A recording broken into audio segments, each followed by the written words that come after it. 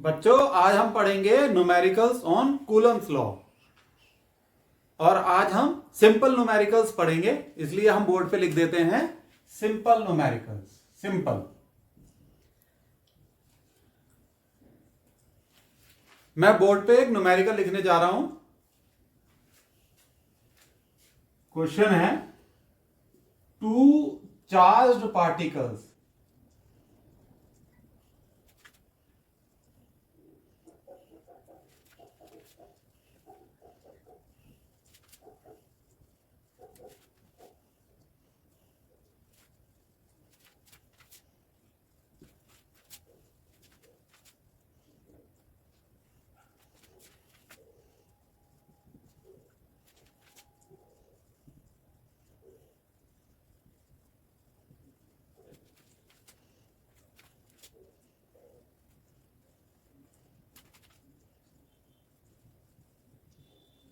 ये न्यूमेरिकल मैं आपके लिए पढ़ देता हूं। Two charged particles carry charges of 2 microcoulomb and 3 microcoulomb respectively. The distance between them is 1 meter. Find the electric force between them. दो चार्ज पार्टिकल है, उनका मैग्नीट्यूड दे रखा है और दोनों के बीच का डिस्टेंस दे रखा है, और आपको दोनों के बीच जो इलेक्ट्रोस्टैटिक फोर्स, जिसे हम कूलम्स फोर्स भी कहते हैं या इलेक्ट्रिक फोर्स भी कहते हैं, आपको वो निकालना है। समझ गए बच्चों? और फोर्स की यूनिट न्यूटन में तब होती है जब हम चार्ज को कूलम में लेंगे और उन दोनों के बीच की दूरी को हम मीटर में लेते हैं। अब आप एक काम कीजिए, इस स्क्रीन को पॉज कर लीजिए और इस न्यूमेरिकल को खुद सॉल्व कीजिए। मैं तो सॉल्व करने जा ही रहा हूं, लेकिन फिर आप सॉल्यूशन चेक करना और यह देखना कि आपका आंसर सही निकल रहा है या नहीं। पॉज करिए। चलिए अब इस न्यूमेरिकल को सॉल्व करते हैं। तो आप ये फिगर देखिए, दो चार्ज पार्टिकल्स हैं। सपोज ये Q1 है, ये Q2 है। Q1 चार्ज का मैग्नीट्यूड है 2 माइक्रोकूलम, Q2 चार्ज का मैग्नीट्यूड है 3 microcoulomb. Distance between the charge is 1 metre.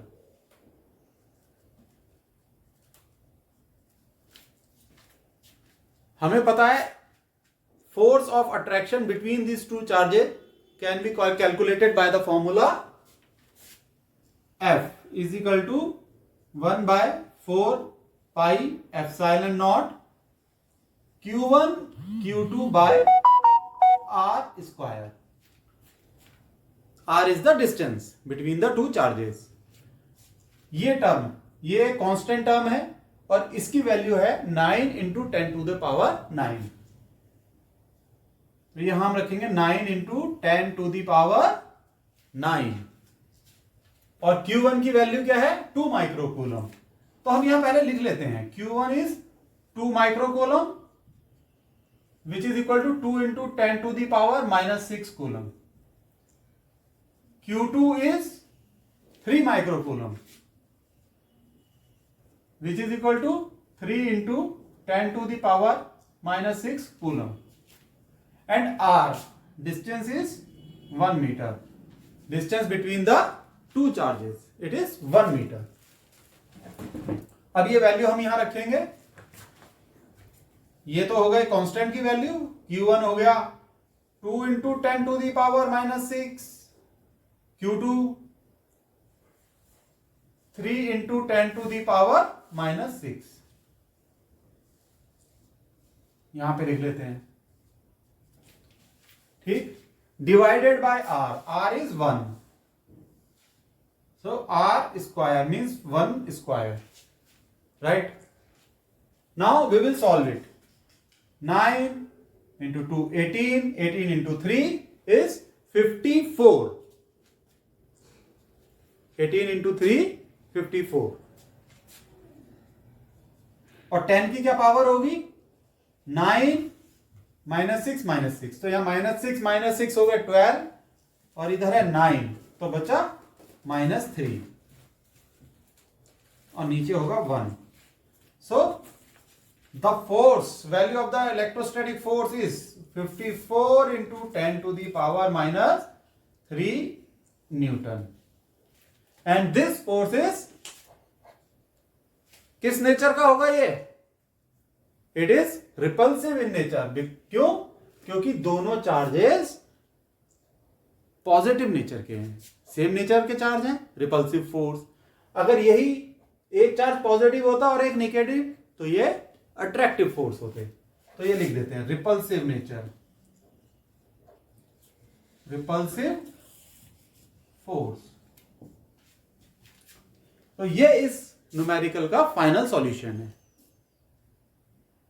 अब मैं आपको दूसरा न्यूमेरिकल लिखने जा रहा हूं, वो थोड़ा सा इससे बेहतर और इससे डिफिकल्ट होगा। चलो लिखते हैं question 2।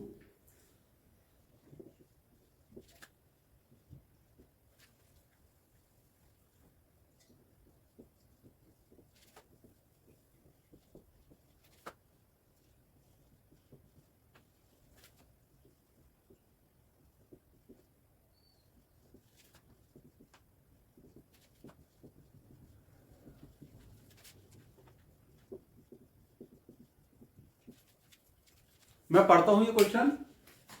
Find the electrostatic force between an electron and a proton in hydrogen atom. Hydrogen atom में निकालना है फोर्स।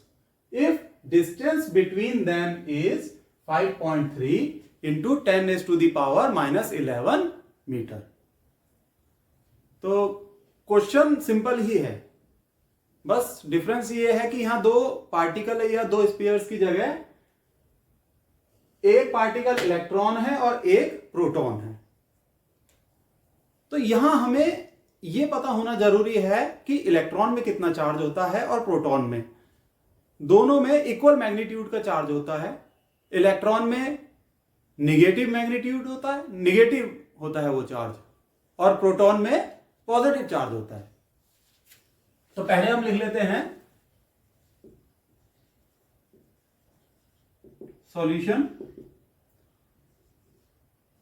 इलेक्ट्रॉन में चार्ज है 1.6 इंटू 10⁻⁻19 कूलम। ये किस नेचर का होता है? ये होता है निगेटिव नेचर का।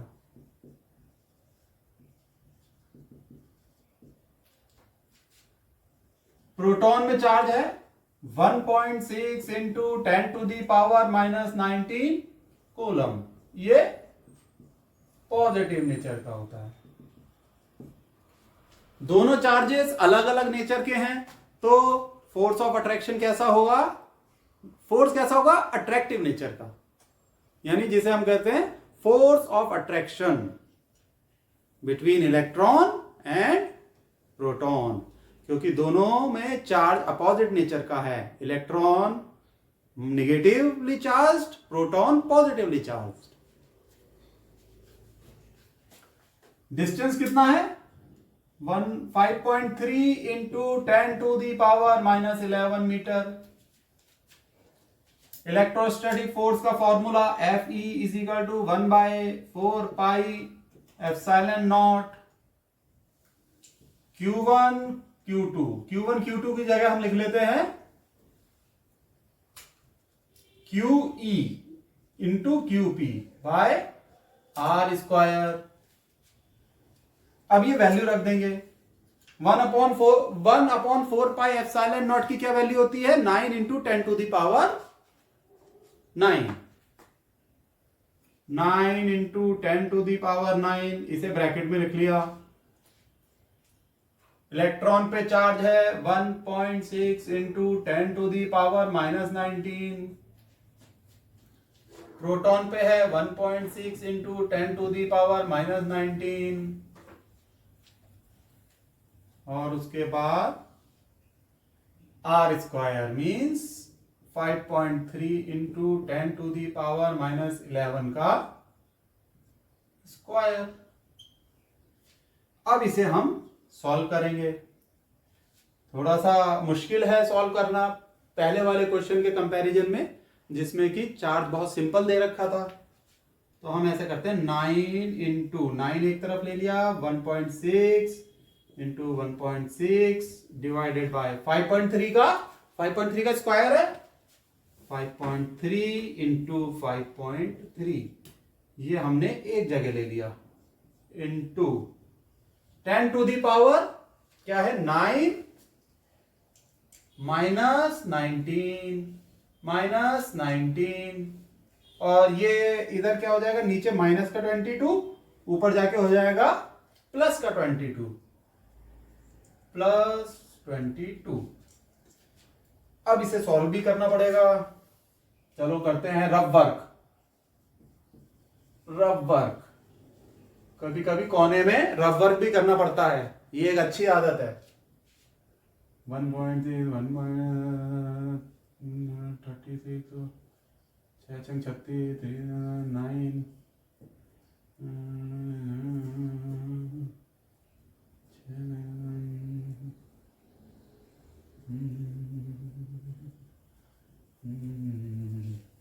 चलो भाई सही है। तो इसको सॉल्व करके जो हमारा निकल के आ रहा है it is 0.8202 into 10 to the power 10 to the power क्या होगा बताओ, -7 newton. This is the value of the force. इसको हम लिख सकते हैं 8.202 into 10 to the power -8 newton. ये होगा फोर्स इलेक्ट्रॉन और प्रोटॉन के बीच in case of hydrogen atom. और फोर्स का नेचर क्या होगा, attractive. So this is our final answer. तो मैं आपको राय दूंगा कि इस न्यूमेरिकल को भी आप पहले खुद सॉल्व करें और उसके बाद सॉल्यूशन देखें।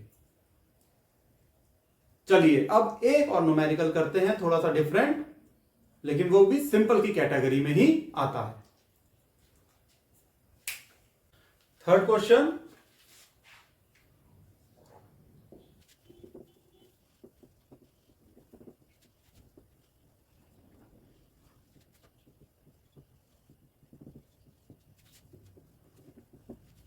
तो इस बार हमारा क्वेश्चन है find the dimensional formula of permittivity of free space. Permittivity of free space मतलब एप्सिलॉन नॉट का डायमेंशनल फॉर्मूला निकालना है, यानी कि एप्सिलॉन नॉट। चलिए इसे सॉल्व करते हैं।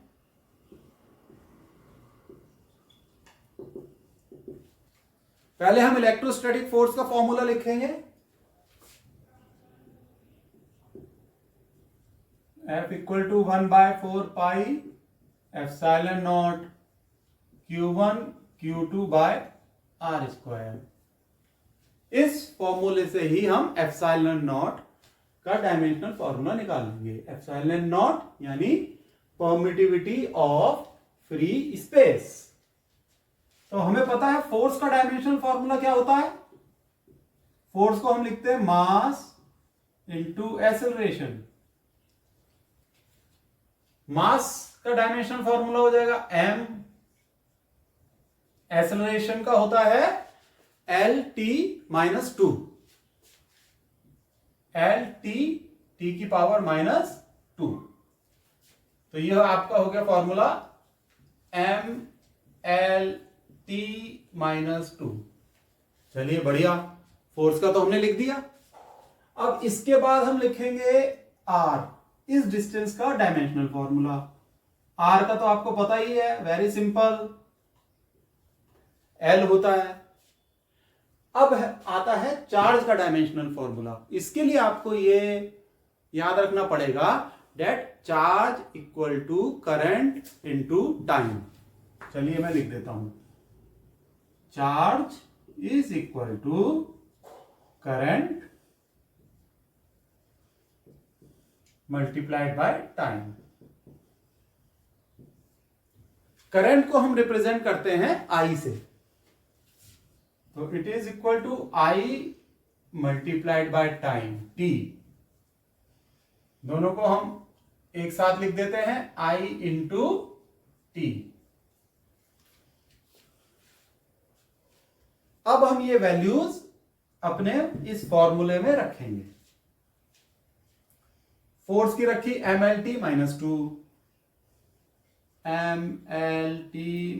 To, is equal to 1/4 pi, एक कांस्टेंट है which is a dimensionless number, तो यहां हम रहने देंगे सिर्फ 1/एप्सिलॉन। Q का डायमेंशनल फॉर्मूला है IT, तो ये आ जाएगा multiplied by IT, Q1 now Q2 again IT, और इधर R का डायमेंशनल फॉर्मूला है L, R स्क्वायर की जगह पर हम लिख देंगे L स्क्वायर। अब एप्सिलॉन नॉट को इधर ले आओ, MLT माइनस टू को इधर नीचे ले जाओ, इसको भी डायमेंशंस की टर्म में लिख देते हैं, ठीक। अब एप्सिलॉन नॉट को लाते हैं, epsilon naught is equal to, ऊपर ये मल्टीप्लाई होकर हो जाएगा I square T square, I square T square divided by MLT minus two, MLT minus two, ये फोर्स का डायमेंशन फॉर्मूला यहां आ गया, और ये क्या है L स्क्वायर, L स्क्वायर। अब इस स्टेप को ध्यान से देख लो, हमने क्या करा, एप्सिलॉन नॉट यहां आ गया, फोर्स का डायमेंशन फॉर्मूला यहां आ गया, L स्क्वायर ऑलरेडी है, I से मल्टीप्लाई हो गया I स्क्वायर, T से मल्टीप्लाई हो गया T स्क्वायर। अब हम इसे सॉल्व करेंगे, तो डायमेंशनल फॉर्मूले में सबसे पहले आता है M, तो M ऊपर चले जाएगा, M की पावर नीचे 1 है, ऊपर जाके हो जाएगी -1, तो ऐसे करते हैं हम, M की पावर -1, I की पावर, अभी M के बाद हम लेते हैं L नीचे है, यहां 1 और यहां 2, इनको ऐड कर देंगे पावर्स को, तो L हो जाएगा नीचे तो 3, ऊपर जाके क्या हो जाएगा L इक्वल टू -3, तो L हो गया -3। L के बाद आता है T ऊपर है T की पावर 2, नीचे T की पावर -2, जब ये ऊपर चली जाएगी तो T की पावर क्या हो जाएगी 4,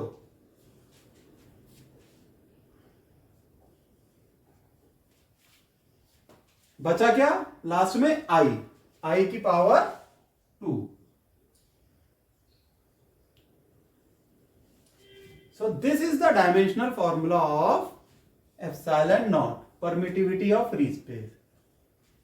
ये क्वेश्चन सिंपल है, सिंपल इसलिए क्योंकि आपने डायमेंशनल फॉर्मूला सीख रखा है 11th क्लास में, लेकिन ये न्यूमेरिकल, ये एज एन ऑब्जेक्टिव क्वेश्चन ये IIT में भी आ जाता है और ये नीट में भी आ जाता है।